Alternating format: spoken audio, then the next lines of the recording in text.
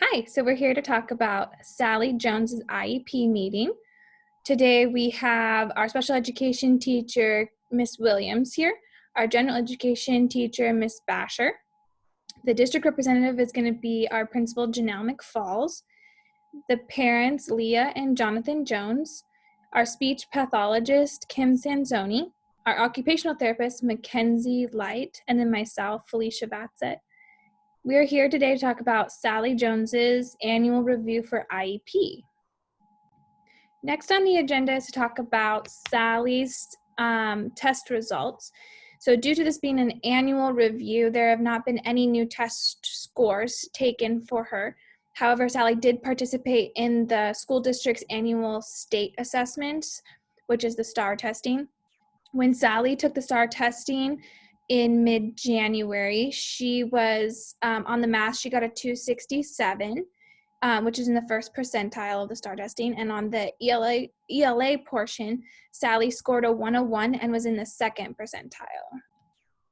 For Sally's present levels in general education, she has the testing for the STAR testing. Miss Basher also said Stella is kind to have in classroom and is also happy to take on classroom jobs like cleaning or organizing. She is able to work independently in leveled learning programs like Zern and Epic Reading.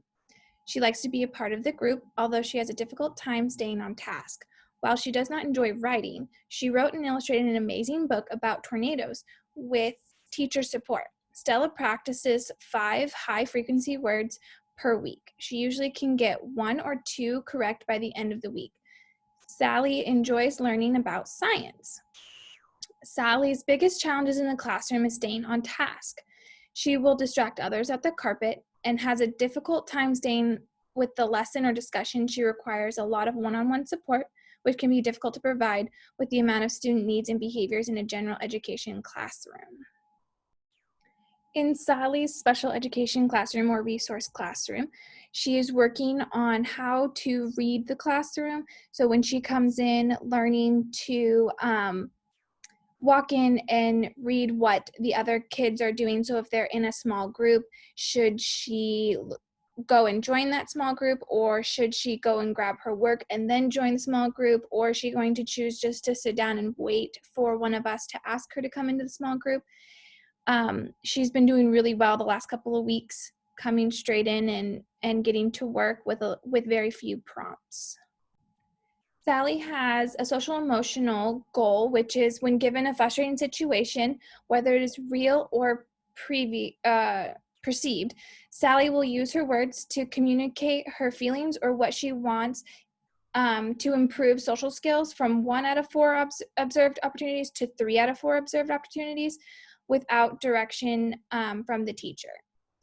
In her behavior goal, she has, when given a set of tasks, Sally will accurately identify tasks that are easy/difficult for her to complete and to identify when she may need more help on a task, improving her self-awareness skills from 2 out of 4 trials, following direct coaching from an adult, to independently 4 out of 5 trials.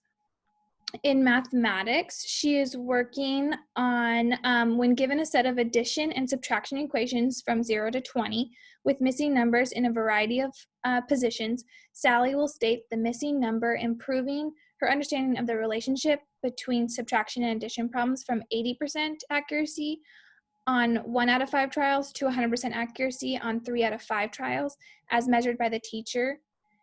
Her written language goal is when given a topic, picture, or words, Sally will write 3 complete sentences, improving written expression skills when writing a single sentence on a topic to writing at least 3 sentences on a topic, 4 out of 5 trials as measured by the teacher.